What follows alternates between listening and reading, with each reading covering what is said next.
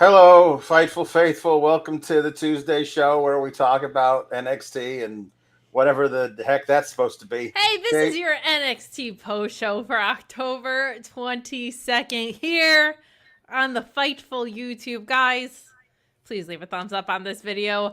Get in your super chats, get in your humper chats. It's the go home to Halloween Havoc. Zarya, crucially not Daria, has arrived. Oba Femi is hanging out with someone who I'm just going to assume this is an assumption. And I don't think maybe what we've seen of them politically aligns. But we're going to see what comes about here. Super chats, humper chats, you know the drill. And we'll, of course, remind you to subscribe to FightfulSelect.com. Best $5 in the biz. A lot going on back there outside of just breaking news. We had the accurate scoop on Samantha Johnson, formerly Samantha Urban. Her WWE tenure wrapping up. There's some conflicting information. Get the accurate information from FightfulSelect.com. Sean's Q&A and backstage report have been smooshed into one show. It's one of the most valuable resources that you can have. And head over to that Discord, because sometimes Sean just drops scoops in there without even writing up a post. So do all of those things, and you can catch Alex and I reviewing horror movies. And when I say Alex and I reviewing them, I mean Alex watches them, and I'm a scaredy cat, so I listen to him talk about them. That's true. And then Alex foolishly thinks he might be able to describe the whole movie in 60 minutes. You're adorable sometimes. It was so cute when you were like, I'm going to impose a 60-minute time limit on myself. We went 2 hours, but it was a lot of fun. We reviewed, you reviewed, I listened to you review See No Evil with Kane and several Australians for some reason. Yes. And a lot of questionable horror deaths, including eating a phone, which was my favorite. But you get Alex and I doing silly stuff like that behind the paywall, and you'll have your Halloween Havoc post show right here on the main channel. Yes. But other pay-per-views and PLEs get reviewed on Fightful Select by us, including our very popular Sands of Blind format, Alex, which we will be doing for Crown Jewel. So in honor of spooky season, horror movie puns for the evening. And some horror of you have movie sent some puns. Yes, horror movie puns. Thank you so much. You guys are really good at these. So we'll see. We'll see how this goes. Obviously, at Halloween Havoc, we'll just broaden it to Halloween puns. Sure. But tonight, specifically because we reviewed See No Evil, which was pretty horrific. Horror. It was terrifying in a different way. Yeah. Yeah. So, Kate, we were 4 for 4, I believe, on shenanigans last night on Raw. If you shenan once, you shenan again, and again, and again, and again, and again, and again, and again, and again, and again. So we will see how many of the matches tonight. We will keep a running tally to see how many of the matches tonight have shenanigans, and then we will figure out what's the percentage of shenanigans. There's already 4 for 4. That counts. That's 4 for 4. I ain't a mathematician. They're batting 1,000 so far this week on shenanigans. Let's see if we can get that number down to a respectable, 70%, 80%, something. But Alex, they say all booking is created equal, and when you look at you look at NXT and you look at other programs, you can see categorically that is not true. So I'm no mathematician, but I think yesterday on Raw they were batting 1,000 for shenanigans, and I feel like today is also pretty heavy. It is. Well, it started with the first of the show. Sure did. We had Damage Guitarl coming back to face fellow main roster team of Jakara, Jackson, and Lash Legend. Are they like? This is like a soft call up, right?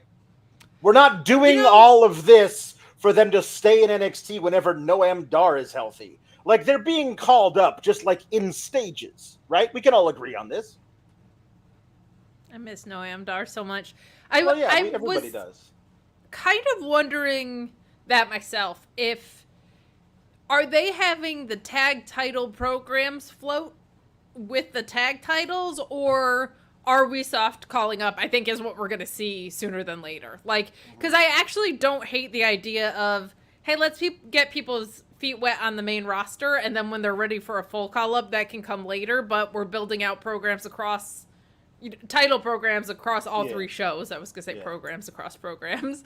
Right. So I think that's a little bit TBD. I don't know if Jakara, Jackson, and Lash Legend are fully baked for a main roster call-up yet. But I feel like that's not a bad plan if you just have the feuds travel across brands with the titles. Like, I don't hate that methodology. I think it actually makes a lot more sense than some of the other stuff they do. But we'll see. We'll see. They've definitely been on the main roster more than they've been around NXT of late, so very possible. Yeah. Ryan Cicchini mentioned they did it with Roxanne. Roxanne had one match on the main roster. They did it with Carmelo. Carmelo was in a full-blown U.S. title contenders tournament in December and wasn't called up to the main roster until May. And Braun was around for a while before he was officially called up, right? Braun signed an exclusive contract with SmackDown, and then got drafted to Raw the next week. Shortly after. No, he signed an exclusive contract with SmackDown in February. After that, he won the Dusty Cup in NXT and defended the titles several times. Lost them on the NXT after Stand and Deliver in April, and then was called up to Raw after that. So it does feel like perhaps they might be doing something similar with Lash Legend and Jakara Jackson, where they're on the main roster, except they're not until they are. So we'll just see how long that takes. This is kind of like, I have this internal struggle. Mm-hmm. Where I get excited for the draft episode and then I hate what happens after. Yep. Mm-hmm. Like, I love the draft episode. I think the presentation this year was a lot better. I think it's really fun. I love the actual emotional appeal moments of certain talent getting called up. I think that's so fun. But then they're also like, but we just call people up some other times of the year anyway. And also, nobody's exclusive to any brand in reality. Right. So it doesn't work. And I hate that every year I'm like, let's get ready for the draft. And then by 2 weeks later, I'm like, monumentally a waste of time. We'll see. We'll see. These are the only titles that float across all three brands, too. So right. Kind of... it kind of makes sense. Although nominally, it's the champs that take the titles to all three brands, and Correct. Not like contenders across all three brands fight each other on all three brands to get a title shot. That's usually not what it has been so far. So I guess we will see more and more of how this goes. I agree with you on that. I don't hate it when it's NXT talent getting a main roster feel. Like I don't like it when it goes the other way. Right. Because the issue to me is it's unlikely that an NXT team is going to hold those tag champs when you have people like Jade Cargill and Bianca Belair holding them. Yeah. So the way the titles flow is kind of silly. Does it sound like there's a plane taking off on the broadcast like it does with my washing machine? Yeah, no, we can hear that's happening. I mean, I'm assuming you've got an Apache helicopter idling in the room next door to you. It is. Alex, I'm standing here outside. I'm just gonna close my door real quick. Okay, that sounds good. Okay, cool. Bye. So the damaged Qatar versus the Meta 2 match is good. You got Io Sky and Kairi Sane selling their butts off for Jakara and Lash, and sure, if you're gonna book Jakara and Lash like absolute world beaters, they're gonna look like it. Sure, but I still see them stutter stepping. I still see them I still see them mentally remembering 3 moves from now type of stuff. And that to me means like I've said this before and I'll say it again. Like where Lash Legend is now is what a crazy improvement it is from 3 years ago. And yes. Good for her for sticking it out, because Once the pandemic ended and WNBA came back, she could have said, "You know what? I'm good. I need to like take bumps. I can go and like be third in the league in rebounding for a contender in the WNBA." She held the record for most rebounding in all of collegiate women's basketball. She's a great women's basketball player. She could go and do that. And she says, "No, I actually like this. I want to try and get better at it." Good for her. I feel like Jakara Jackson, because she's been injured so many times, hasn't had the same number of reps as Lash, and to me, it shows. But anytime you're in the ring with Io and Kairi, who are saying, "Yes, we will take crazy bumps for you and make you look great," you're going to look great because that's how good Io and Kairi are. So this match is fine and it's doing what it's supposed to do. And then Piper Niven and Chelsea Green come in and attack, just cause a DQ. Not just straight like shenanigans, like attacked on the outside and the ref was being dumb and didn't see it, but like straight up just cause a DQ. So that's our first shenanigans of the night. They cause a DQ attacking Lash and Jakara, and then they also attack Kairi Sane and Io.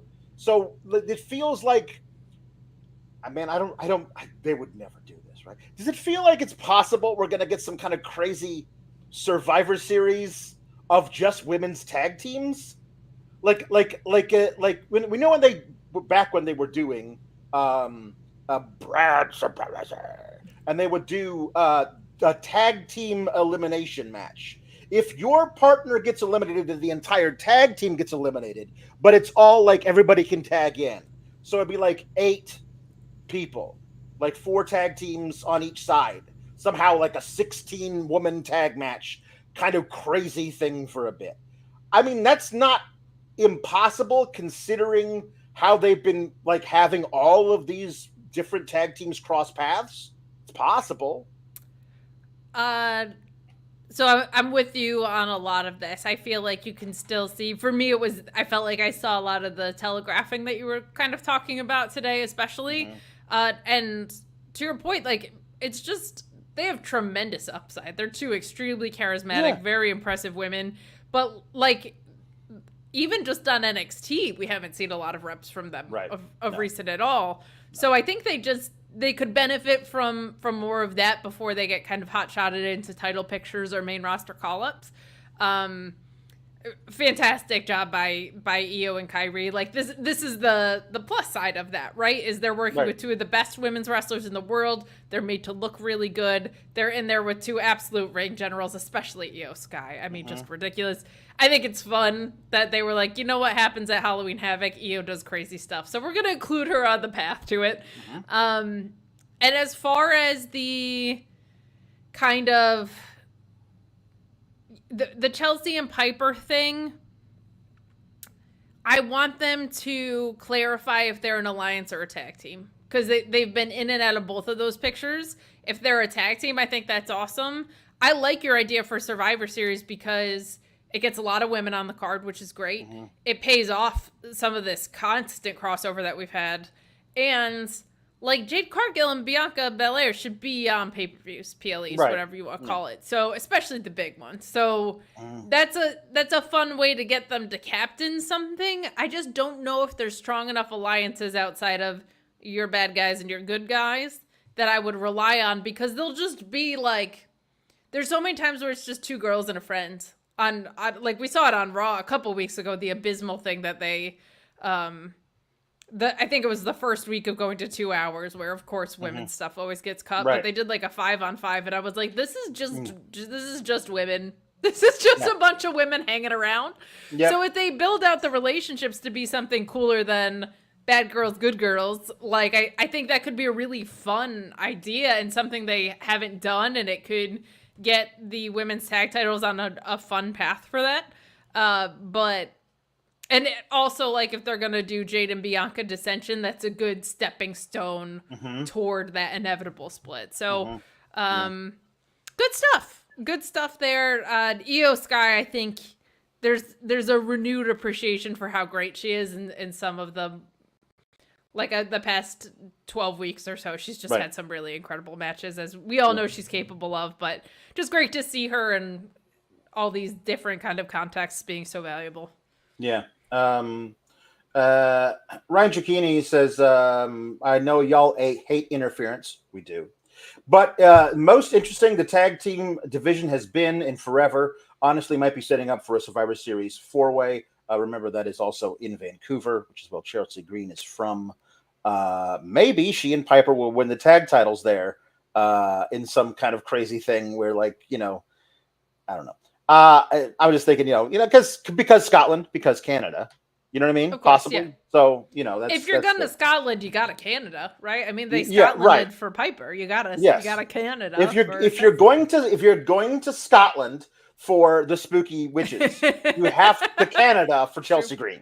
Yeah. That's just how it works. I mean, I don't make the rules. It's just how it goes. That's just the way it goes. But it would also be nice for Chelsea to get that moment because she has been one of their most valuable, persistent losers for a long time. It would be cool to see her win stuff. It really would. Yes. Okay.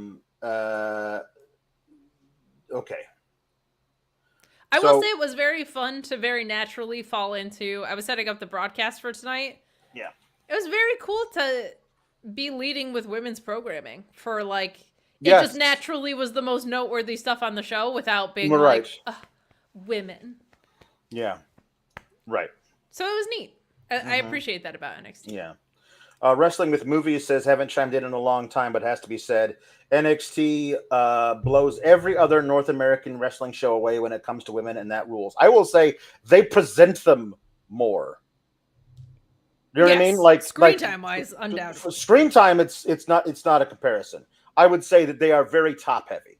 To me, they are still very, very top heavy. You even have to me, and again, I'm not saying she can't get better. I think they put her in a position that's no win for her right now, but their mid-card singles champion ain't ready.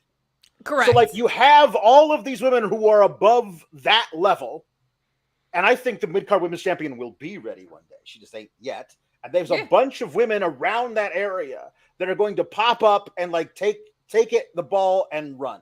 They're really, really young, and this is what NXT should be for, is that developmental thing so they can be at that point. But they have at the tippy top, there's amazing women in NXT, and it remains to be seen how they are presented. We know that they are presented, but how they are presented can be a sticking point, i.e. Carmen Petrovic. Yeah. Because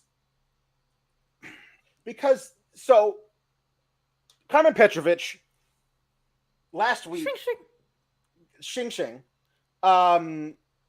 She came out during the Shanti the Adonis match, and she brought some petals that were from a rose that he was going to give to some other girl, but then got crushed by the beach. Anyway, she left them there to distract him, and then kind of was giving him oh, see, come hither kind of a thing. But we thought maybe she was playing him, and hopefully it was going to be show that she could play a player, and then it'll be women's empowerment, and turns out no. So turns out that she's actually pining after him, and he is consistently choosing other women over her, which makes her want him more. And she is getting into fights with friends of hers because they don't understand that what she wants. There's this weird backstage segment where Carmen and Soul and Brinley are all talking about Ashanti the Adonis, and then he comes up to her and he says, so what was that last week? Well, you cost me a match, so I cost you a match. It's like, is that what you were doing? Well, how do you know it wasn't? And then he leaves, and they're like, what was that all about? There's definitely a connection between the two. What's going on? It's like, oh, you know what I want? Bye. And then they had a match. So Luca and Carmen Petrovic had a match about it. And the match ended, shenanigans again, the match ended because Carmen Petrovic, who was holding her own really well against a much more experienced woman in the ring, Sol Ruca, and then Ashanti the Adonis was in the audience for this. And in the middle of the match, he got up and left with random other blonde girl. It wasn't Brinley. It was somebody else. And he left, and she saw him leave with another woman and got so distracted by it, she just stood there and let herself be soul snatched. Yeah. And she lost. So to the point of that super chat, as far as NXT blowing everybody away, I think we're now, and this is a very cool place to be for someone who watches a lot of women's wrestling.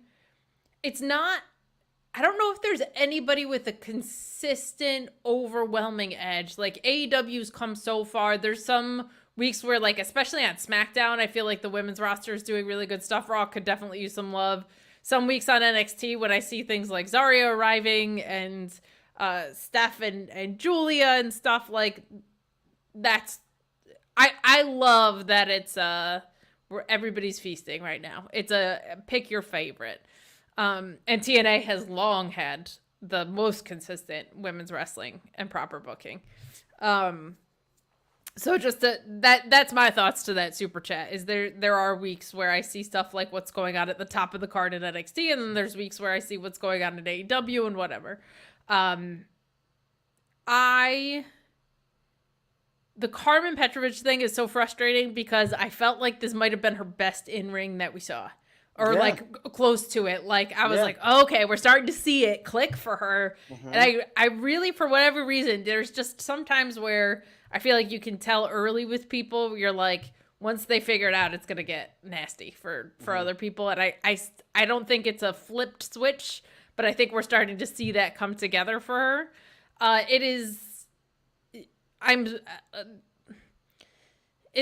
Don't make her pathetic. Like, as a person, she's a badass. She's got swords, and she's got a martial arts background, and she's cool. She does. Don't make her pathetic over it, dude. That's stupid. And don't make her have matches because she doesn't feel like explaining to Sol Ruca, who I don't believe cares. Let's just get to the crux of this. I don't buy that Sol Ruca gives, where, the pay window, or the monetization window? I don't buy that she gives a flying shit about Carmen Petrovic having a crush or not on Ashanti the Adonis. I don't buy it. I don't buy that that's Sol Ruca's character. I don't like that this is the direction they're heading in with Carmen. That's neither of their faults. I just think this is a dumb creative direction to head. I think there's still a possibility that we get what you and I were thinking last week from Carmen, on a longer burn, like where she gets fed up by him choosing other people and then turns the tables. Like I could see that being a longer term character arc, but this part of it sucks. So not into that at all. And it just pretty poor excuse of a reason for Sol Ruca to be having a match. Yeah. Let's fight about the fact that there may or may not be a romantic connection with me and someone that you have no vested interest in. Is weird. So Sol Ruca's like, oh, so you say that you don't like this guy that I have no connection to, but I think you do like this guy that I have no connection to. So yes, we should fight about it. I mean, you gotta have a good reason to want to beat someone up. I feel like I believe it. I believe you should, but I mean, I don't know. I don't know. Ryan Giacchini says, I don't think Carmen's is a jealousy thing, but she doesn't like to be looked a fool. Nah, it's a jealousy thing. You're giving them too much credit as writers. Like it's lowest common denominator stuff. It's super easy. It's not like there's not nuance there in this story. I can almost guarantee it. It's just that certainly not yet. Not yet. He gave a flower to Brindley to apologize for costing her their tag match. And then the flower got crushed and she found the petals. And then she was like, nah, you cost me a tag match. I cost you one. How do you like them apples? And then she was like flirting with him backstage. And then he left with another woman, which caused her to lose a match. She's jealous of it. She wants him to want her. So. And if that's the direction they go, which is a direction I would like better, that has not been established yet so far. Because she did look like a fool. Just waited to get soul snatched off of the distraction. Correct. So that might be something that develops with this. It would certainly, if they do have a situation where she turns the tables and starts to manipulate him, that should play into it. That's a good character motivation of you made me look like an idiot. But I don't think we're there yet, and I don't have confidence we're going there at all. Yeah, unfortunately. Well, me Norma says the only time it's okay to enter the ring with a dangerous woman carrying swords and nunchucks that you won't use in a match is if it's two drugged up bears. Well, of course. You know, like it's true. Of course. That's if it's true. a Big Josh situation, of course. Yeah. Hey, so here's the thing. Another women's match like that. The one I talked about was out of order, but there were two marquee tag matches kicking off the show, and then a bunch of women's stuff within the middle of the show that we didn't know we were going to get. And so again, they're giving them all of the screen time, which is great for them. Great for them, and I am happy about that. Jada Parker and Tatum Paxley was excellent. Yes. Tatum Paxley's Yes, it reps was. she's getting in TNA are really helping her out. Jada Parker seems to be the breakout of that class. And she's only going to get better and better and better. Good chemistry, like in ring style wise, it clicked chemistry tonight. Really good stuff. I really do like what Tatum Paxley is doing.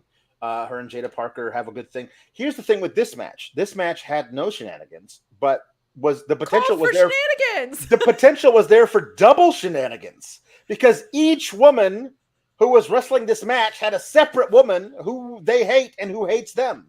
So I was honestly pleasantly surprised at their restraint for not doing double shenanigans in this match. This match just ended with when Jada Parker hit a butt to the face, and it only rocked Tatum Paxley. It was a glancing butt to the face. It was a glancing butt to the face. So then she had to run the ropes.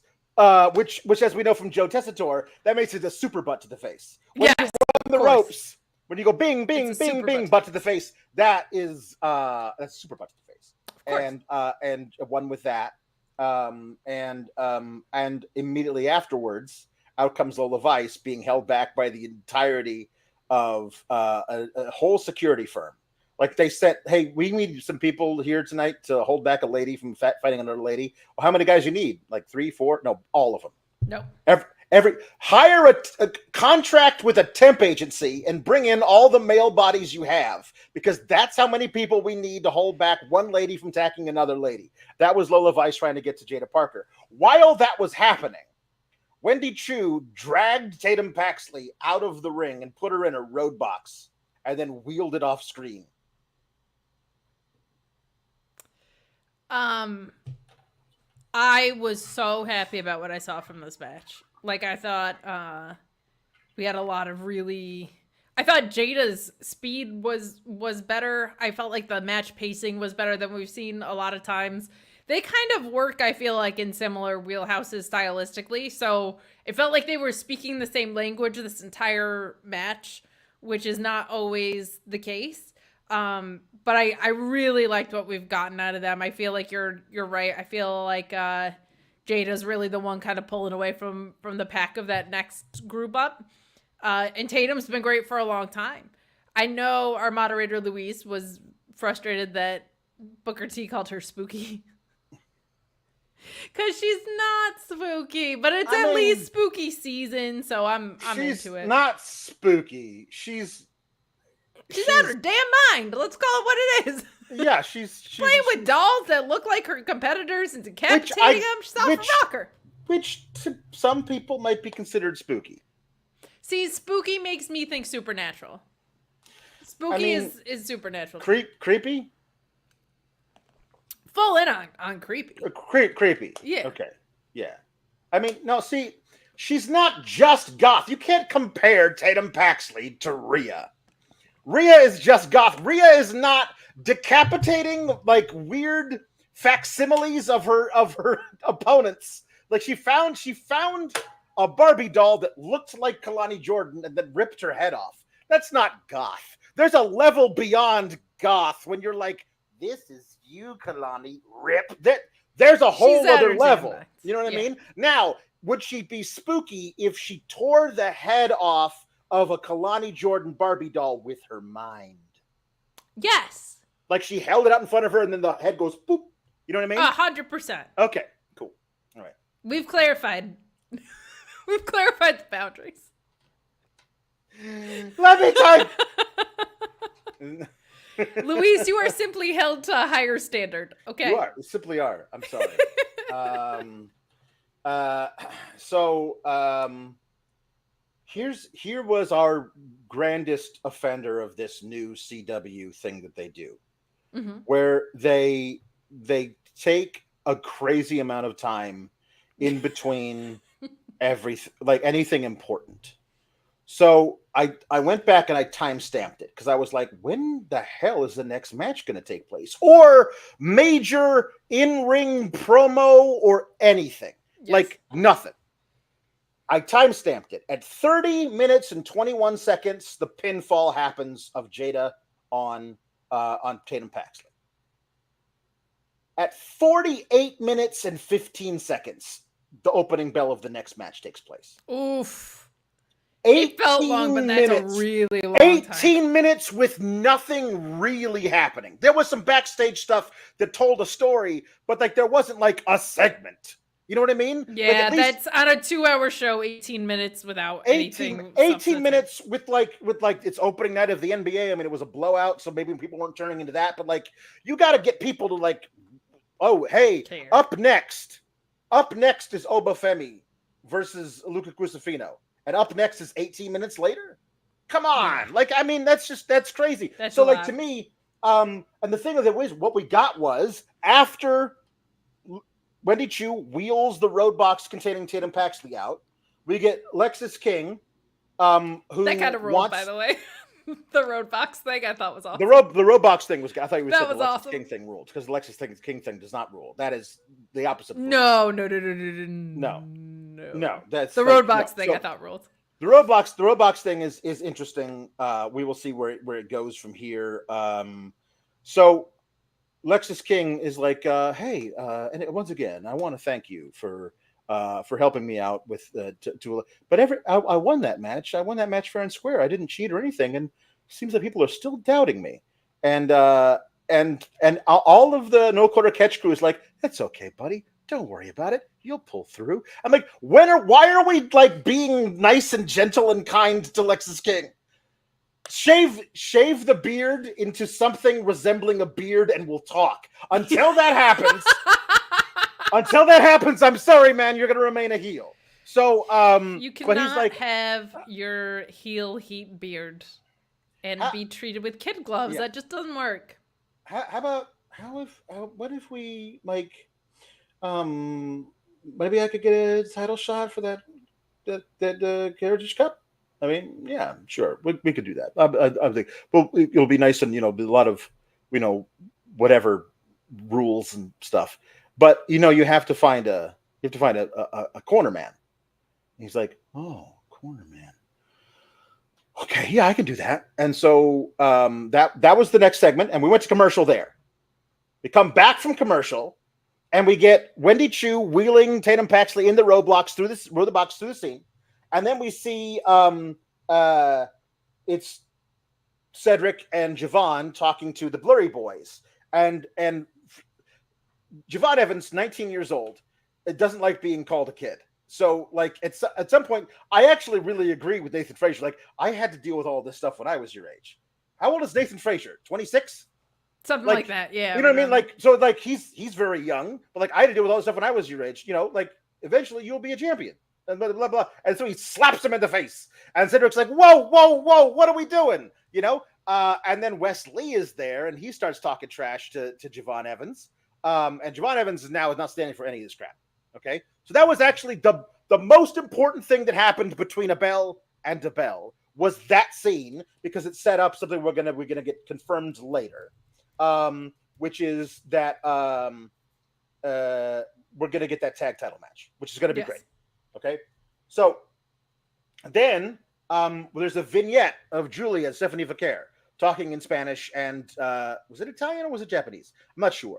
But they were talking with subtitles and it was like cool to see them, basically saying, hey, we first time we met was we were across the ring from each other.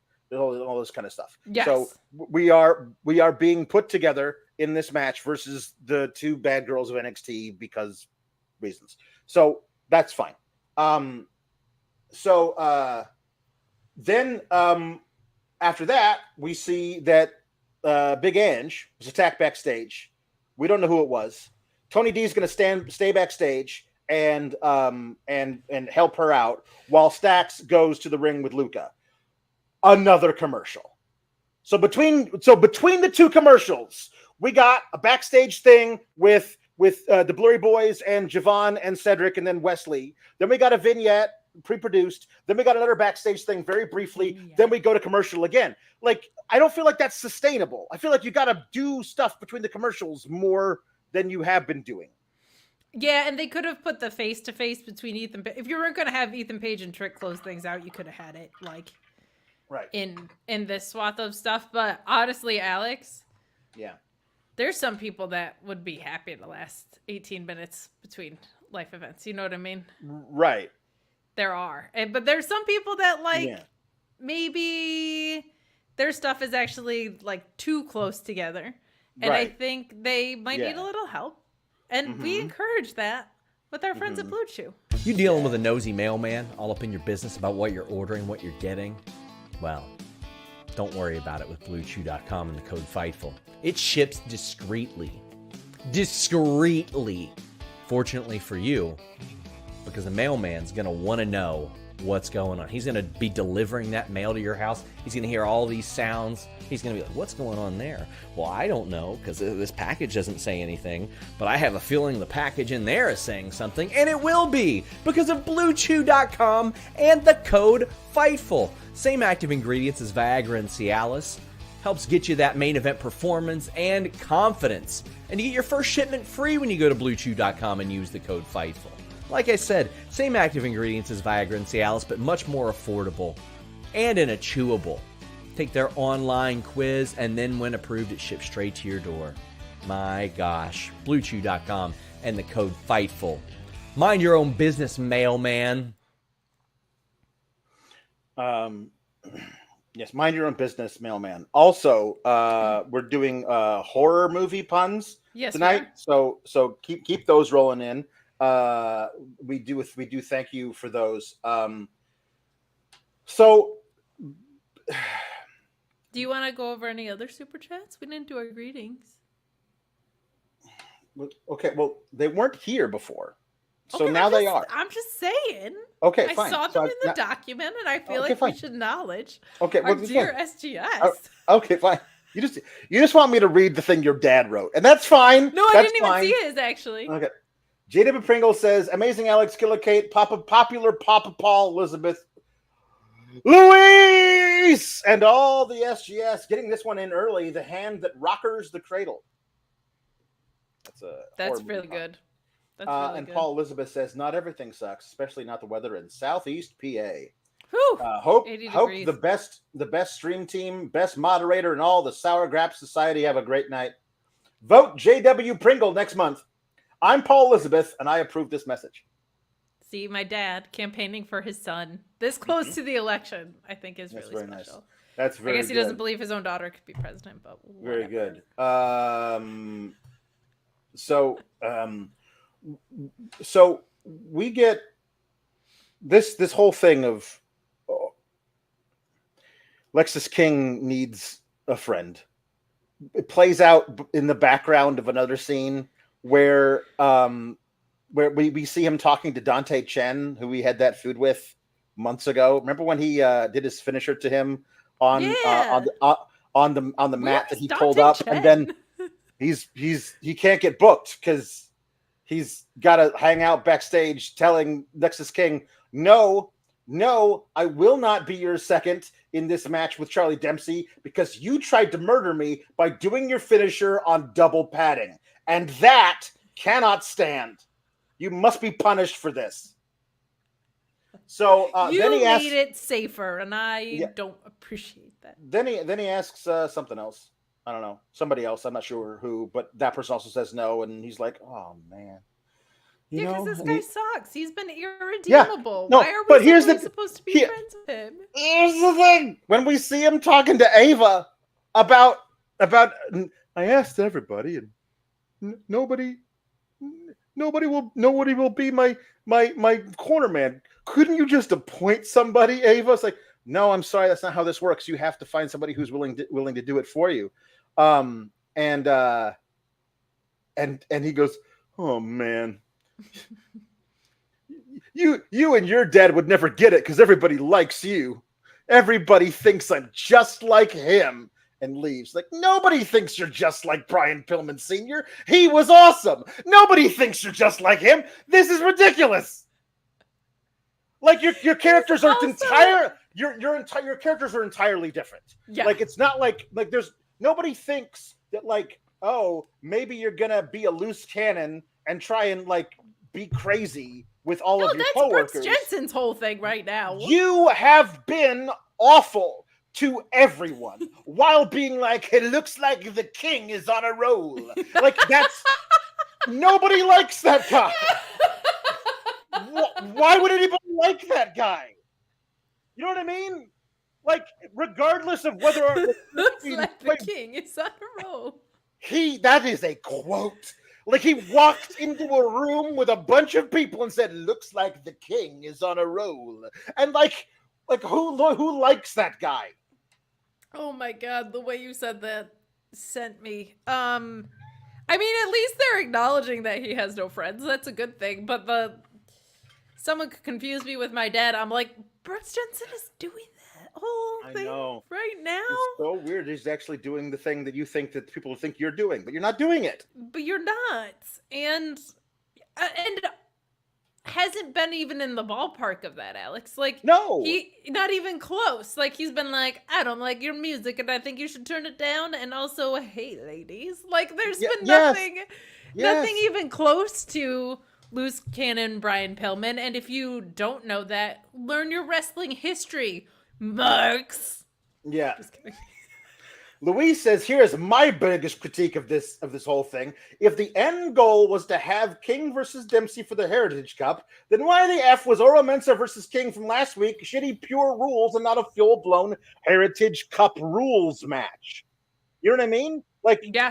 The title doesn't have to be on the line for you to fight for have the actual match under those rules. You know what I mean? Certainly not, yeah. So why not do that? And also, Ryan Cicchini saying that his thing is that he believes that in the match, there's no chance that the Lexus King doesn't cheat to win versus Charlie Dempsey. Like, it's all been a master plan, which honestly gives Lexus King too much credit as a strategist. But at least it would be better. Be better than like, nobody likes me. Guess I'll go eat worms. Like. I mean, listen, don't get me wrong. I want Lexus King, the character, to be sad. I just don't want to have to watch it. You know what I mean? Like, so can we get him, like, there was an opportunity to find one of the big guys you got backstage who's just a giant offensive lineman who can do a choke slam. And give Lexus King a big guy who follows him around, who smashes people. You know what I mean? Like, you could just do that for him. I don't want him to ever have the title, but you could easily push a guy like that with a heavy, as opposed to I ride a chair out onto the ramp. Like, that's not a thing. It's been too long. Yeah, it is true. That was a great slide in by me. I agree with you. There's not a lot about that makes sense. I actually kind of like the master plan idea out of everything that's been said here the most, but I don't have an emotional investment to feel bad for him, and he's not even close to what his dad was doing, so that really threw me off. So the other thing about this that is I saw in the thing is that his corner man might end up being CM Punk, but I don't think, because the weird little connection they had at the Chicago thing, you know, probably not, right? No, good. I'm glad. I'm glad. No, she left. That's how bad she hated that idea. Yeah. I'll quit. Yeah, I know. It'll probably be an ECW legend. Yeah. Like if they do it for the ECW show. Mm-hmm. Yeah. Oh. Now, listen. I'm sorry. I don't feel like you're allowed to do a pure rules match at the ECW arena. I feel like that would open up a portal into hell. Like, you know what I mean? Like, you've angered some demons, man. That's not okay. You know what? They could do that match at the 2300 arena, which is clean and has the white girl lights that are at every brewery that hang down and whatever. Sure. I don't think they realize how dangerous and bad parking is at the 2300. There's gonna be like all these kids and happy fans that are like, "Oh, fun, an NXT show," and it's gonna be like, no. It's under a really gritty bridge and stuff. Like it's not good, and there's not like a proper parking lot. It's like fend for yourself. I will not say which wrestler, but I will tell you off air. Was in full gimmick and was like, "You're not going to your car alone, are you?" Like, that's not. I was like, "No, I have someone to walk me out." And they were like, "Okay," because I would have dropped everything and walked you to your car. It's not a nice area. No, it's not great. Yeah, okay, yes. You're not prepared for who this is. I'm going to type it in the private chat. Okay. So, yes, Javon Evans slaps Nathan Fraser. Nathan Fraser wants a match versus Javon Evans and Cedric Alexander. Cedric actually was mostly just trying to calm Javon Evans down. He was not part of this whole thing, so the match is going to be great. Axiom doesn't seem to want to do it, so you know what I mean. They still have like this odd couple relationship. They do, which is kind of funny. But all right, here I'm going to look at the private chat and let's see how good of a poker face I have on who this was that did this thing that you said.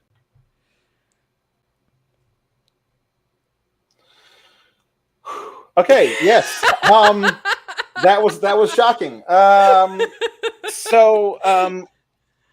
Okay. So yes, it does appear that our beloved Big Ange was attacked backstage. We think we know who it is by the end of the night, but big ups for Big Ange. It could be somebody else. We could only hope, because the person who they are trying to tell us it was would be a bad idea. So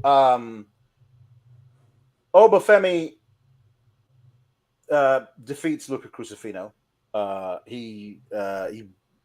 Luca is a big boy and takes some good punishment, but there was no real chance of any of that actually happening. You know, for Oba's going to win that, and Oba wins it with his awesome kneeling power bomb, which I guess they call fall from grace. It's so cool.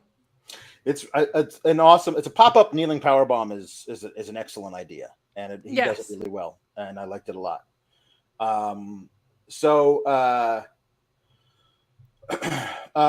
Afterwards, he attacks both Stacks and Luca after the bell, and Tony comes down, and he just throws Tony full force, shoulder first, into the ring steps, and then goes and gets a toolbox, and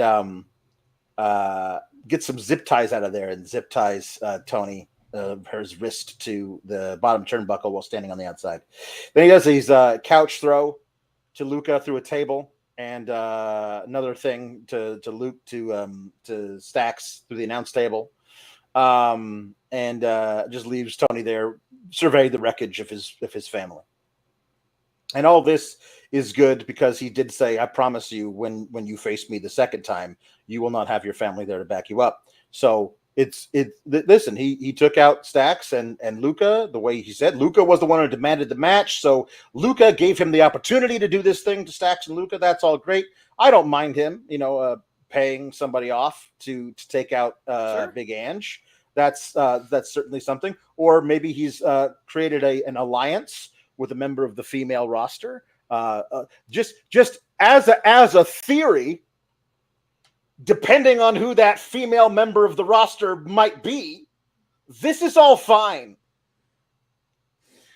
And later in the show, we happen to see Nikita Lyons talking to who I've christened Team Bouncy Beef. I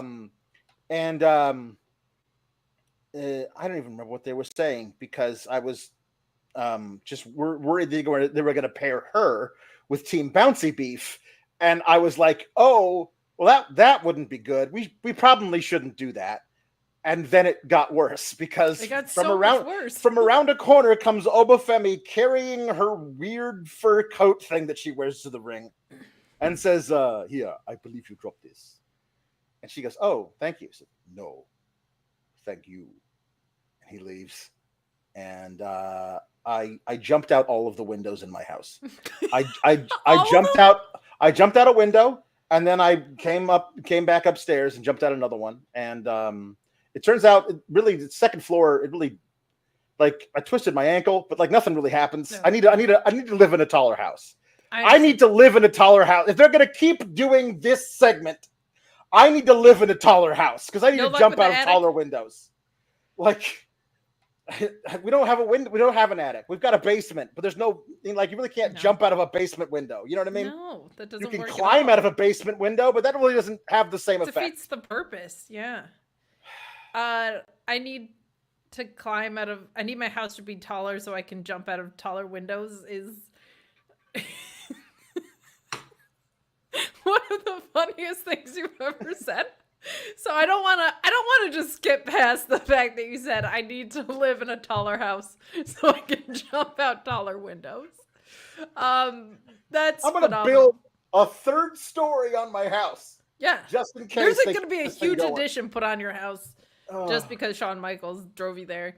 The last thing that was so good, I can't remember what it was, but it was something about throwing bricks in Stamford and like how many bricks you were going to bring. It's aligned with that. I will just say that if the alliance ends at that, that's actually kind of cool because Nikita Lyons is a powerhouse, and if she was tasked with doing one job, that's fine. Mm-hmm. I will say I saw a lot of black voices speaking up in particular about this, about how disappointed and uncomfortable this alliance made them. Because I think there are some people that feel like the presentation, especially historically, not maybe as much this go around, has felt a little appropriative. So we'll see if this is where it ends. I also I don't love it either, but I also don't necessarily love it for Nikita coming back because she was kind of like a top prize. Like she should be going after Kalani Jordan or something. You know what I mean? Like she was highly and heavily pushed before she went out, but this was. I didn't jump out of all the windows in my house, but I have a porch and I was looking. Which is probably good because it is tall. I've got room to fall there. And MG Jack-O-Lantern, I meant to make the same joke. Birds of a feather. They do not keep the same energy. They do not keep the same energy. Very different energies. Like Nigerian dominant force and I hate Alpha Bill for making a joke this good that it's not an alliance. It's an alliance. It's almost enough to sell me on it, but it's not. Like, there's too many degrees of separation. Like, they've gone a bridge too far with this. But an alliance, if they don't use that in other ways, the amount of money on the table. I know. Mm-hmm. Yeah. Yeah. Yep. Luis says I need Zeuxis or Kevin Owens to hit me with a package pile driver to help me erase this angle from my memory. That's what Luis says. That's fair. You know what's almost as bad? Delta's not Delta anymore. I don't hate this. You don't. I feel like Zarya's a badass name. Oh. Okay. It did make me think of Daria. That was the first thing I thought of. I was like, I hope she doesn't come out in a green jacket and a monotone voice. Zarya's not bad. I feel like it fits with the presentation they've given her so far. If you're going to change it. No, well, A, don't change it. And B, I don't feel like it fits her at all. Like, Zarya is the third Mean Girl in a new Mean Girls movie. You know what I mean? Don't like that just doesn't. I don't know. It doesn't feel right to me. You know what I mean? I felt like it felt more like Goddessy or something. Yeah, I mean, I much prefer Delta, but I don't. Out of all the name atrocities that we've had, like this is not on a scale of 1 to Pete Dunne being called Butch. This is not anywhere close. it just that. felt so unnecessary, especially since I just don't. Stephanie Vaquer gets to keep her name. Giulia gets to keep her name. That's like, true. If they were doing this with everybody who comes in, like they were doing a couple of years ago, everybody who comes in, you got to change your name. Well, like, and the idea, like, oh well, the airlines. So you're worried about somebody like Googling Delta and getting an airlines and being like, well, this isn't the wrestler. No, but now what do I do? But trademarking. But don't you trademark? She's also Delta Brady. Like you could just. But you could call her Delta Brady. You could also like you trademark something as an airline, and you trademark another thing as another thing. Like, you know what I mean? Yes. Like nobody confuses. I don't know. That just feels weird to me. Like there are certain things I will say. I don't necessarily agree or disagree with this, but there are people that think this way because I've dealt with this on the band name side. When a brand like Delta Airlines owns so much of a space, the SEO is also impossible to overcome. Like if you even search Delta Wrestler, you might Delta WWE. I don't know. I don't know if they ever had a partnership with Delta Airlines at any point or whatever. Like she might be buried. I'm not kidding. 10 pages back. Like there's a lot of fine. that. But okay, fine. But like Zarya just to me sounds just like no. It feels like it is a new character for the next season of Euphoria or whatever that's called. You know what I mean? Like, that's what it feels like to me. Like. Well, now that's how I'm thinking. That wasn't my initial thought, but now I can't unthink that. This is what we're supposed to do to other people, not ourselves. Yeah. Also, Andrew Zarian now. Hold on. Oh, hell yeah. Okay. Andrew Zarian now apparently is... This is his cousin. Yeah. Zaria Zarian. Your name is Giulia? Your name is Zaria Zarian? Or like one is the plural of the other. Yeah, I know. And I'm sure she had a say in picking her name. It doesn't mean you have to like it. It doesn't mean I have to like it. It doesn't mean I think that there must be other names to use. Like they're making her into what appears to be a post-apocalyptic war goddess. Zaria. To me doesn't like those two things don't go together. So I can see how it could feel more American Gladiator-y than a post-apocalyptic war goddess. Yeah, that's true. Andre Chase says that he can't make he does the whole thing like we took you in and we gave you a family for the first time in your life. We won tag gold together, but what I've learned is that you cannot have the measure of a man in victory. The true measure of man comes in defeat, and I cannot make you feel the pain you've caused Ridge Holland or Duke Hudson, and I sure as hell can't make you feel the heartbreak that you've caused Thea Hale, but I can make you feel what it felt like when I got put in an ambulance at No Mercy. So we're going to have an ambulance match, and I like to announce right now, I'm not watching that. So whatever you want to do to you're in charge of covering the Halloween Havoc ambulance match between Andre Chase and Ridge Holland. Ambulance matches are already not great. And to have this particular storyline, this whole thing be decided in an ambulance match, it just ain't for me. By the way, can you let me know when they opened the ambulance for the first time and inside the ambulance is Duke Hudson and Riley Osborne? Because that's kind of a thing. They've both got bats or something. Because that thing's like I feel it's going to actually have a thing. So I can't believe you think that would happen. I don't know what would lead you to believe such a thing might happen. But, I mean, the good news is we're at the end of that feud probably then, right? Oh, God, I hope so. But you know what? Probably not. So what's there left to be done? That's never stopped them before, though. No, never stopped them before. Just keep on doing it. I don't know if this objectively, I know you hate it, Mm-hmm. but I don't know objectively if this did a whole lot for anybody involved for how long it's gone on. Like nobody's. I guess it's kind of helped move the needle on Rich Holland. We've moved past a bunch of the other crap, but I do feel like, and we got to see Miles E. Rilesborn We did. like do more than a shooting star press, Mm-hmm. but the amount of creative investment to payoff ratio is low. Like not it's not enough. It's not in favor. Mm-hmm. It's in a great deal of disfavor. Yeah. Luis says this is only match 1. There's 4 more matches to go. Well, thankfully, we already got the 1 match with Duke and 2 matches with Riley. This is match 4. So, you know what I mean? Here's what I'm worried about is that Andre Chase wins in an ambulance match, a stipulation match. We have to beat a guy so bad he can't get out of an ambulance before he cut the door. Right. And then this will actually be settled in a straight up wrestling match 3 weeks from now. You know what I mean?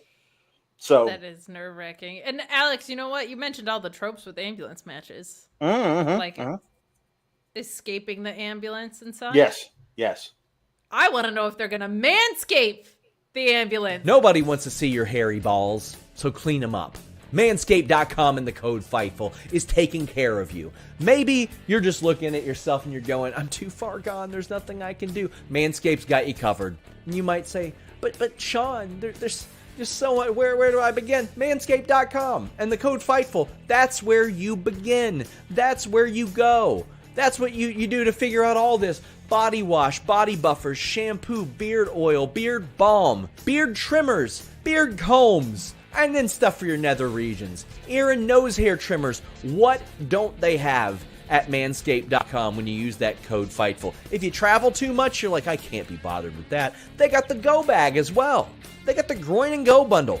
They have everything for you. Don't let yourself go by the wayside. Take control of yourself and your cleanliness. Go to manscaped.com. Use that code FIGHTFUL.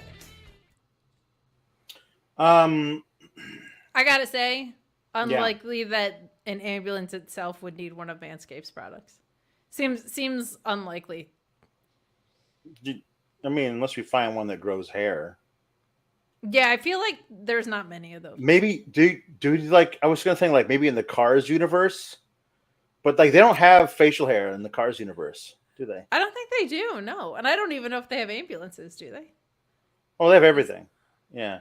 So it really should be called the Vehicles franchise. Yeah. Not No, Cars. you don't even want to go into the whole like Cars thing. Like, is this a post-apocalyptic world? Like we have all of these. Like, why do we need ambulances?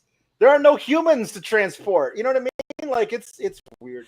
I love that your brain gets taken. It's not just wrestling, ladies and gentlemen. It's not. Especially now that you have a daughter, like you're going to see so many illogical franchises. Oh, it's just a bit. So,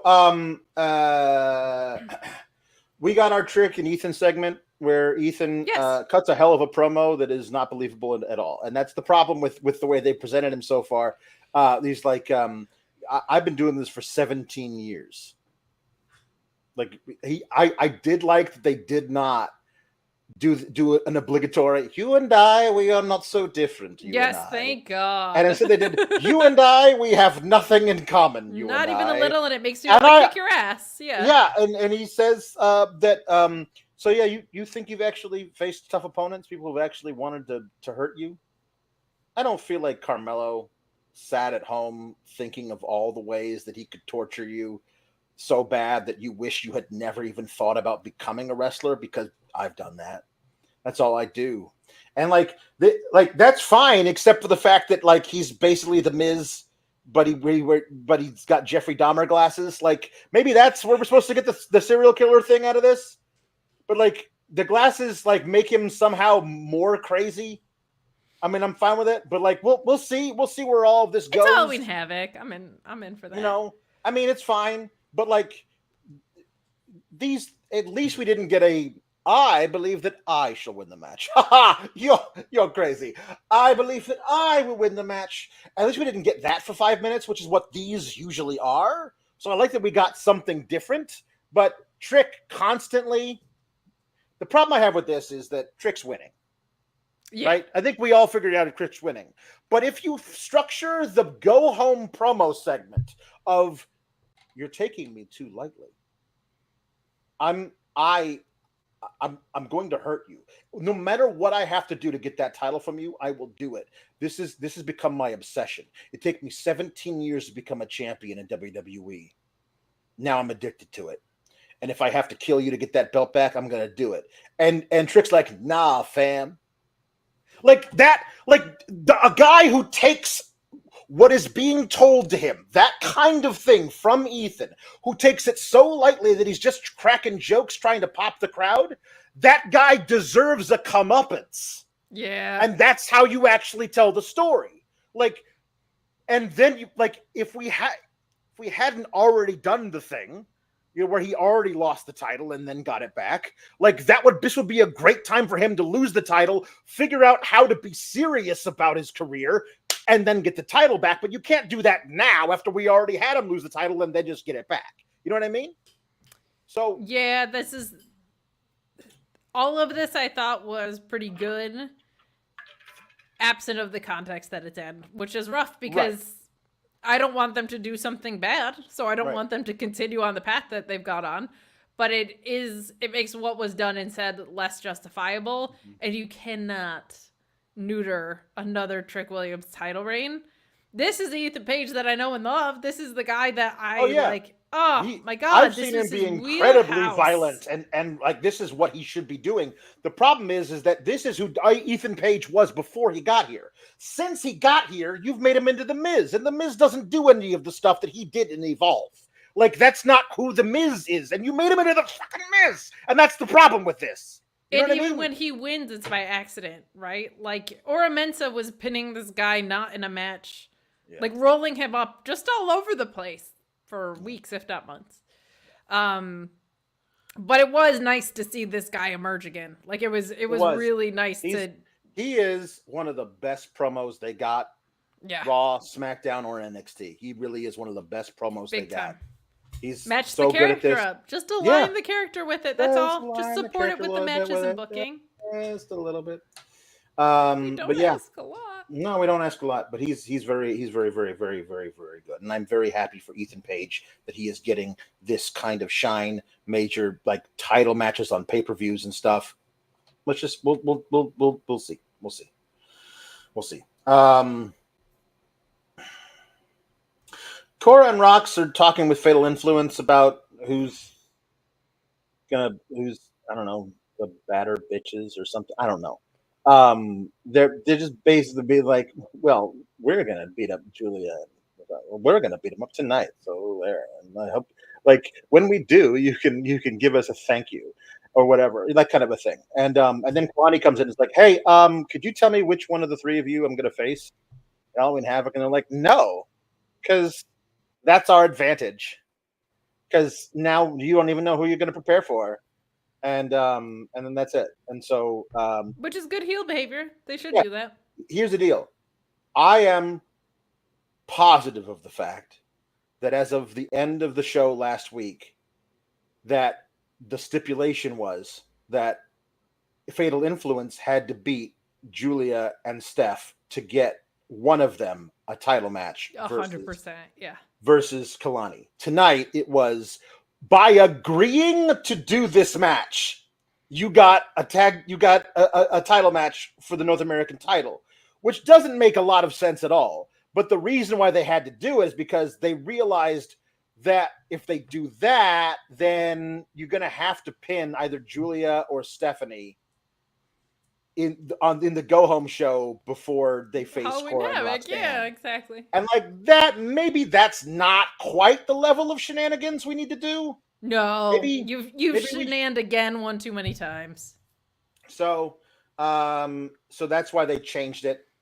And anyway, yeah. So that's how that got set up. Hank and Tank befriend a NASCAR driver who is 26 years old but looks like Arn Anderson. You know what I mean? Like, it is. I'm sorry. I couldn't believe it when somebody told me in the Discord he's 26 because he doesn't look Isn't like that he's Brock 26. Anderson's whole thing? Basically. He's not the most charismatic dude. But they run afoul of OTM in the parking lot while selling merch. And then they have a match. It's OTM versus Hank and Tank. And the match has double shenanigans. They saved it for this match because Jada Parker is at ringside, and Lola runs in. Apparently, she took a left turn and lost all the security guys that were following her. I think I lost them, and then she runs down the ratch to the ring and starts beating the hell out of Jada Parker. But the match continues. But the ref doesn't watch it long enough, so NASCAR dude hits. Is it Bronco? I think it's Bronco. Hits OTM number 1 in the back with his NASCAR helmet. Cheats on behalf of the good guys to help them win a match that was, were the bad guys cheating a whole lot in the match? They deserved some kind of turnabout's fair play. He just hit a guy in the back with a thing and caused him to lose the match. Also, didn't Bronco break his nose in May? We gotta check that out and see if all the bones are healing correctly, because he broke his nose in May, and I don't think he should be still wearing the faceplate. It's not like it was one that was gifted to him by Cody Rhodes for no reason. Yeah. You know what I mean? So, this man's name is Cole Cluster. He is not a NASCAR driver. He has to be actively in Clue. There's no way that Cole Cluster. Are we kidding? Yeah. That guy is a murder mystery man. Yeah. Yeah. This was just it felt like NXT was kind of crowded tonight. Part of the pacing with that 18 minutes was weird. They could have cut this. There was no need for this. And afterwards, when they all got in the ring, the three dudes, the good guys and the NASCAR fella, and they all hold their hands up, then Lola Vice gets in there, and she's like, wait, play my music instead. And then she shakes her butt, and then we get to watch what Cole Custer thinks is shaking the butt, because that man. I don't know if Jeremy's hit the headline yet. He's not the greatest dancer. So he's not, and I'm sure he's great at driving cars very fast. Sure, yeah. No, he can take a left-hand turn like nobody's business, I'll tell you what. Oh, one of the best to ever make a left-hand turn at a very fast speed. I'll just say this. When somebody pops ass on wrestling television, Jeremy Lambert usually is right there. Yes. I don't know if Cole earned his ass popping headline. I don't feel like. I don't know. He wasn't popping ass. He was barely moving ass. Yeah. You know? I don't even know how you describe that in a headline. But when you talk about the names that have graced the popping ass headline, I don't feel like he's in that same category. Yeah. So Tony P says they showed you OTM don't matter outside of Jaida. They really have done a bad job of building up OTM outside of Jaida. Yeah. They really have. It says again, this is my thing. You had them go to commercial, then back for promos backstage, then back to commercial. Hell, women backstage promos were confusing. They actually did a thing where before the main event, they did back from commercials, 4 minutes, back to commercial. 4 minutes. It's like we said on Raw. That's basically the SNL came back swoop to then go back to commercial. It's because the commercials themselves are 3.5 minutes. Yeah. So it's between 3.5 minutes of commercials, 4 minutes of basically nothing, and then 3.5 minutes of more commercials. That just feels like 7 minutes of commercials. Yes. Yeah, it does. Then he says, then I thought Adonis and Carmen was bad, but Oba and Lyons, yuck. That's what Tony P says. Yeah. Steph and Giulia defeat Fatal Influence. They do. They defeat him. It's like this is the thing. Fallon and Jacy are two of the absolute veterans here, and they know what the hell they're doing. I don't think that either of them have a ceiling that matches anything close to where Giulia and Steph are going to be. You know what I mean? And that's, I'm not saying that I'm saying maybe the characters hamper them, but not their in-ring ability. You know what I mean? Yes, like 100%. Cruella DeVille Cowboy and like 1/3 of Toxic Attraction. Because she's just like, now that she's gone back to being a heel again, before she was this weird like version of the character when she was part of Chase U. But now she's fully just Jacy Jayne from Toxic Attraction. And now she runs around with Cruella DeVille Cowboy. And they just, that doesn't feel like they have a real, I mean, yes, they're both mean girls or whatever, but like they have two entirely different types of characters. And lose all the time. You know, like that's the thing. Like, you know, like I think that both of them are really, really talented. Agreed. And they're absolute veterans of the game at this point. I just don't know. You got to figure out a way to like make them more similar if you're going to make them into a real tag team, like on the main roster. I have no doubt they could hang with the likes of most of the tag teams on the main roster. But they don't feel like, they feel like I am this type of version of a heel and I am this type of version of a heel. And we both don't like all those bitches. So we're going to team up together. Also, we have a sidekick. And like, it doesn't really, you know what I mean? Like, it doesn't really feel like it's cohesive yet. But I think that both of them are very, very good in the ring. I agree with you on that. I think,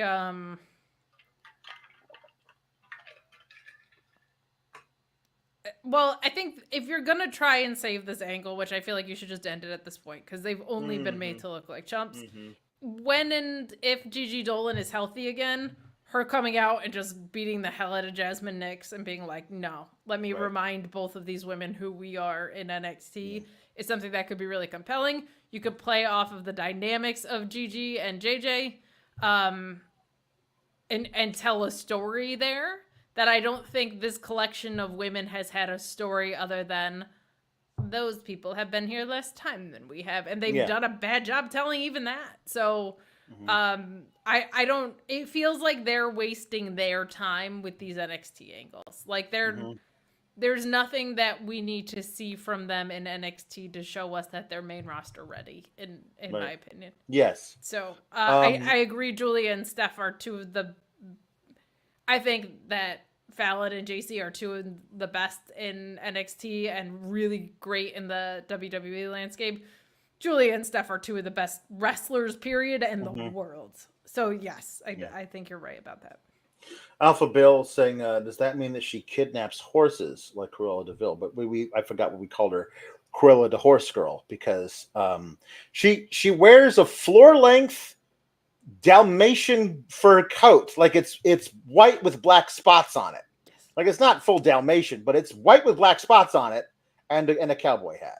Like that's her thing. And I don't know. The Horse Girl. Cruella the Horse Girl. So yeah. But yes, this match is all good. The shenanigans happen outside the ring. Yes. As Kalani comes and attacks Jasmine Nix at ringside and beats her up, which then costs Jacy Jayne. She ends up getting that package pile driver backbreaker thing that Steph uses. Really cool. She gets that, and Giulia's basically got Fallon in a STF, so she can't break up the pinfall, and they get the victory. But there was a thing earlier where like, oh, and yeah, we're going to spin the wheel to make the deal on the stipulation for our match, even though you won't even know who we're going to face in the match. And so the show is getting toward the end. I was like, don't you guys have a heart out? Like, I mean, this feels kind of like, don't you guys have a heart out is what I thought to myself. And they finally cut to the bad girls up by the wheel. And they finally, they were standing there for like 1,000, 2 1,000, 3 1,000, 4 1,000, and then went to spin the wheel. And I was like, you guys are cutting it really short. I hope we get to find out what the wheel lands on. And it lands on Spinner's Choice. And I thought to myself, oh, okay, well, are they going to tell us right now? No? That's going to be a thing we have to get on the pre-show for Halloween Havoc on Sunday? And then Delta shows up. I'm not calling her the other thing. Delta shows up. And she is backlit. Like, the same lights that shine on the front of Sheamus shine behind her. and she looks terrifying. Like, and I was like, oh, and as we see her there, I'm like, oh, this is where she destroys all three members of Fatal Influence and then points at Kalani. And we're just skipping right to Delta beats the dog crap out of Kalani and becomes the North American Women's Champion. I thought that's what we were going to do. I don't know if that was the plan, because as soon as they zoomed in on Delta, cut off. Hard network out. So I don't know, like, if they were planning on having her attack anybody or point at anything or do anything, because they ran out of time. So they need to get a lot better at figuring that out. If you're going to be cut off by the network for the late local news or whatever, they got to figure out a way. That happened, I don't think last week, but the week before as well. I had actually heard, and Corey Brennan had confirmed that, like, the network was just like, we're going to cut it off. Like, you guys better finish your shit. Yeah. But I love the way that she arrived. Mm-hmm. I wonder if to build the, I think, legend of her, you had said she should be almost like female Oba Femi, and I agree. Mm-hmm. If she goes through Fatal Influence one match at a time, destroys all three on the way to seeing Kalani or something, to give Kalani a little bit more room to try and right the ship, I feel like, with this title reign that hasn't been so great, in my opinion. I mean, if the plan is to take it off of her in a month, just do it now. You know what I mean? Like just do it now. I don't need to watch more of the floundering. Like they made a mistake in June when they put the title on Kalani, because they have still not done anything to distinguish her at all as a character. She's very talented in the ring, can do a lot of amazing athletic things. They put the title on her without telling us anything about her, then told us gymnastics, and they haven't done anything since. So they did tell us gymnastics. So and not a whole lot else. Yeah, I was hoping, honestly, I thought the Spooky feud was going to be helpful, because I feel like those are good for defining people, and it didn't do a whole lot for the character either. I feel bad for her. Like, I feel like it just was putting the cart before the horse a little bit, but she's got a very bright future. But I think that match with Sol Ruca was, like, probably the most memorable one of her reign, and it was the first one, and it was an incredible display of athleticism that did not feel like a title was on the line. So I hope that they go back to the drawing board with her and draw something this time, because they did not they did not draw anything for her. So I do feel like that's I think it would be good to build up Delta a little bit first. Like, I think it would be fun to have her chew through some women and just a couple of 2-minute matches to get us going, and then face her. I think it gives Kalani a little bit more credibility in losing, but I don't think they have any. Do they have any PLEs down the home stretch in November and December? Like NXT? Yeah. Well, they have Halloween Havoc, and the next one is Deadline. Deadline, okay. So they do Iron Survivory. I forgot about Delta and an Iron Survivor rematch. I mean, at that point, she should be the NXT North American Champion, defending it, while we see Giulia and Steph trying to pin as many women as possible to get that title shot. That's kind of cool. That's kind of cool. You know what I mean? Yeah. To me, that's mine. But I'm on that. Ryan Cicchini of Fatal Influence says, honestly, they need a Roxanne type to lead them. They kind of do. They need Mandy Rose back. Like this is not that far off. Jacy and Fallon feel like they are equals, but not leaders. If that makes sense. And Jasmine is certainly well beneath them in the totem pole. You need, like, the person who's like, okay, girls, let's go. They need a Mandy Rose. They need a Shania Twain to say, let's go, girls. Yeah. There you go. Alpha Bill says that Zaraya is not a great nyam. I feel like Alex thinks it doesn't command respect. And with somebody like Delta coming in, you want to put Some So, respect on her Yes. name. Yeah. Ryan Cicchini says Vaquer is maybe the smoothest WWE wrestler already, second to Io. Julia She's has that unbelievable. Becky in her. Not as athletically gifted, but reels you in. I think those are good comparisons. Very fair. Sophie says lots of women's action. Zaria, I'm thinking maybe Zaraya. I'm not sure. Zaria debut. Tag match was good, and Giulia looked more comfortable having Steph around. I like NXT like this. No doubt the top of the women's card is really great. Very, very, very strong.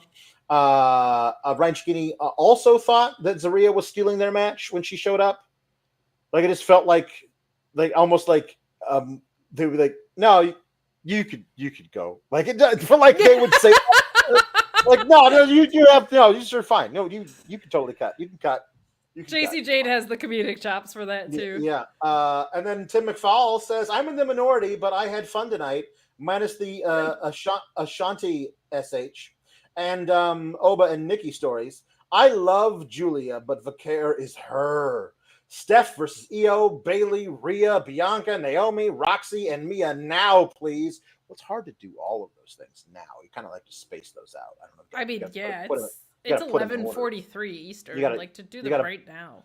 But you also got to put them in order. You got to prioritize. I'm just saying. Delta's new name is ass, but presentation is fire.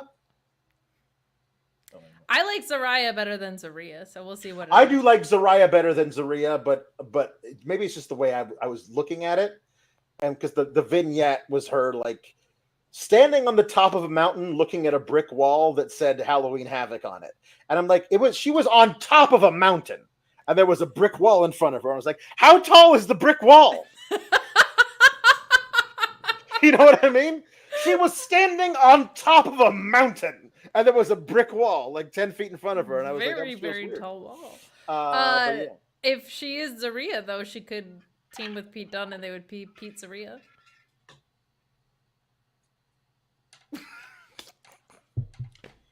Proud of yourself for that one? I'm so proud of myself. Okay. We have some puns. All right, here we go. I'm gonna let my dog out of this room so you get started on the puns because I'm not gonna know horror movie names anyway. No, you're not. Lieutenant Colonel Photo says Nightmare on Elm Street Profits. Mate Normus says A Quiet Daly's Place. And The Shining Wizard. Lieutenant Colonel Photo says the Pennywise Man, Paul Heyman. I like that one. The Pennywise Man, Paul Heyman. Electric Mayhem says Train to Busaikuni and The Burbs Mortos. Now you're speaking my language. The Burbs Mortis is amazing. Insert clever Tegan Knox pun says Halloween Knox. I like that very much. Insert clever Tegan Knox pun says Tegan Knox Ferratu. Meet Normus says shenanigan again. Na na na na na na na na. Ha na na na na na na again. Chris Pereira says Bride of Frankensteiner. I like that one a lot. Chris Pereira says whatever happened to baby Jacy Jayne. That's good too. Chris Pereira says get out the mud. Get out the mud. Lieutenant Colonel Photo says the Candyman Double Claw. Hello, it's me. Are you talking about movies that give you American nightmares, like my son? Yes, we were talking about that. Okay, well, I'll be back later, but I gotta go back to the great beyond. Okay, bye. Chris Pereira says what we do in the Sandos, not what we do in the shadows. It's an FX. It's an FX. I got you. Horror comedy show. Got you. What we do in the Sandows. Lieutenant Colonel Photo says Kevin Frankenstein. Very nice. Louisville says, Frankenstein fight. Yeah. Louisville says House of Blackula. Very nice. Interview with a Vampiro. Lieutenant Colonel Photo says Final Destination of Domination. Very good. Very good. Meet Enormous says Samoa Cujo. Pin head of the table. I know what you did last SummerSlam, which is also one from Lieutenant Colonel Photo. Guys, both of those got up. Swerve's House on Haunted Hill. The people under the table, ladders, and stairs match. Chris Pereira says Cabin in the Xavier Woods. That's Very good. nice. Chris Pereira says the Baba Doink. Not the Baba Duke, but the Baba Doink. Very good. Meet Enormous says the silence of the Get These Lambs. Tom LaValle says El Hijo del Chucky. Child's Play 5. El Hijo del Chucky. Very good. Chris Pereira says Invasion of the Body Donnas. Very nice. Chris Jeremy Pringle says the Gabagool Busters. Lieutenant Colonel Photo says, "Are you afraid of the Dark Order?" Big Fat Orange Cat says, "L.A. Night of the Living Dead." Very good. Very good. Alex, has anybody done See No Evil? Because Evil the wrestler, who is terrible. No, but I'm going to do one. Cena Evil. Even better. Cena Evil. There you go. Louisville says, "Chopping Molly Holly." Chopping Mall, which I was able to watch. Which you were able to watch. Like a grown-up. Like a grown-up, and in which there was no chopping. It was just mostly poking. Come on, man. Why you gotta water it down? It's like the one horror movie I can watch. Tom LaValle is a big Balian fan. So Very he's nice. he's called he's a face hugger. Not a hugger, but a face hugger. Meet Enormous says Resident Evil Uno. Very nice. Bam Bam Boogeyman, which is just putting two wrestlers together, which I like a lot. Very nice. Terrific Mayhem says Maximum Male Models Overdrive. Maximum Overdrive is good. B. Brian Blair Witch. Meet Enormous says Beetlejuice Robinson. Very good. Tour of the Islands of Dr. Moreau. Pure Fusion Conjuring. And Arachnophobia Ripley. Tom LaValle says Jake Sum the Thing. Even I know that one. That's really good. And Wrestling with Movies says Nightmare on Elm Yeet. Yeeting is kind of a nightmare at this point. It is. Yeah. Some sad news. Los Angeles Dodgers in the World Series this year. Fernando Valenzuela passed away, 63 years old. Oh, that is a bummer. We got one. We only got one jukebox here, guys. Only one. My God. Only one jukebox. Yeah. Are we going home so early? We're going on so early, you guys. We got one jukebox. Hello. Ricky! It's for me. The jukebox is for me. And they want me. Hold on, who is it? It's Tom LaValle wants me to sing Sympathy for the Devil by the Rolling Stones. So it's good to have sympathy for MJF. I'm going or Adam to Cole, do rather. that. Please allow me to introduce myself. I'm a man of wealth and taste. I've been around for a long, long year, stole many a man's soul and faith. And I was around when Jesus Christ, that is the moment of doubt and pain, made damn sure that Pilate washed his hands and sealed his fate. Pleased to meet you. Hope you guess my name. It's Ricky. But what's puzzling you is the nature of my game. It's Parcheesi. Stuck around St. Petersburg when I saw it was time for a change. Killed the Tsar and his ministers. Anastasia screamed in vain. I rode a tank. Held a general's hank. When the blitzkrieg rages in the body stank. Pleased to meet you. Hope you guess my name. Oh, yeah. What's puzzling you is the nature of my game. Oh, yeah. Thank you. You're a Parcheesi guy. Yeah, it's my game. I'm undefeated. Remember You're when undefeated at Parcheesi. when Bianca Belair used to go, I'm undefeated. She got that from me. She That was stole my it from catch. you. That was my catchphrase in Parcheesi. She stole it from me. You should sue. I should should sue. sue. I should. All right, bye. Bye, great to see you. Hey, back to being me. Something I remembered, and I'm really angry that I forgot to say it with the Lexus King thing. That he needs a corner man for what's it called? Heritage Cup match. No, Yes. he doesn't. No, he doesn't.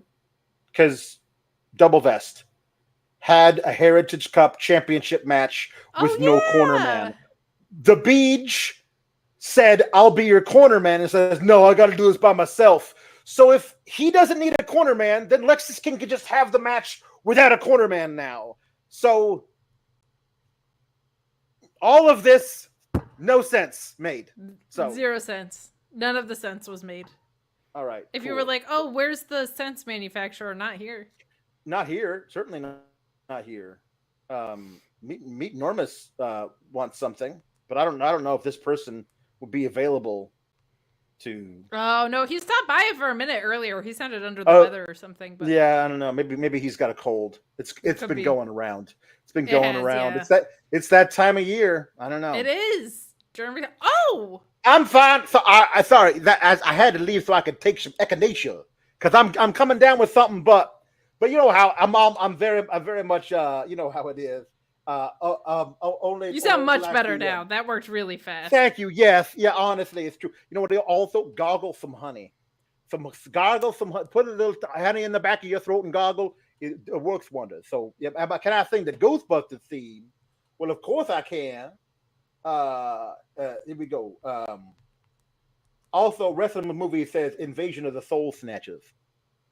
That's a really good one. That's also a very good pun there. Really but hold on, it is something strange in your neighborhood, baby. Who are you gonna call? Ghostbusters. It is something weird and it don't look good. Now, who are you gonna call, baby? Ghostbusters. I ain't afraid of no ghost. I said I ain't afraid of no ghost. If you're seeing things running through your head, who are you gonna call? Ghostbusters. An invisible man sleeping in your bed, daddy. Who are you gonna call? Ghostbusters. I ain't afraid of no ghosts. I ain't afraid of no ghosts. Who are you gonna call? Ghostbusters. Who are you gonna call? If you're all alone, pick up the phone and call Ghostbusters. I ain't afraid of no ghosts. I hear it like the girls. Oh, I ain't afraid of no ghosts. Yeah. Who gonna call? If you had a dose of a freaky ghost, baby, you better call Ghostbusters. Ow. That's all times. Dusty, can I ask you a question? Hold on. Big finish. Bustin' makes me feel good. That was beautiful. Worth it. Thank you. Mm-hmm. Are Ghostbusters what they call brain busters in Wrestler Heaven? Well, I mean, yes, I suppose so. Like, yes. Okay, I mean, every move is a Ghostbuster in Wrestler Heaven. Brain busters, gut busters. Anything getting busted really is anything being busted is a Ghostbuster. But also like body slams, a pile driver, anything that might bust a ghost could be titled a Ghostbuster. So, what are you going as for Halloween? We talked about this, I believe, before. I was gonna I was gonna go with Ric Flair. I was gonna put on a sparkly robe and just I was gonna straighten my hair and put on a sparkly robe and just be a jackass all night. And I was like, I'm Ric Flair. But didn't you change your mind and we decided you were gonna be Buddy Landell? But Adrian the Adonis. Adrian the Adonis. That's right. Because you know, I don't really want to be Ric Flair, but I mean that was a joke. That was a joke, but yes. So anyway, I guess that's it. So I'm gonna go ahead and say, keep cool, gabagools. We'll see you for Halloween Havoc. Yeah.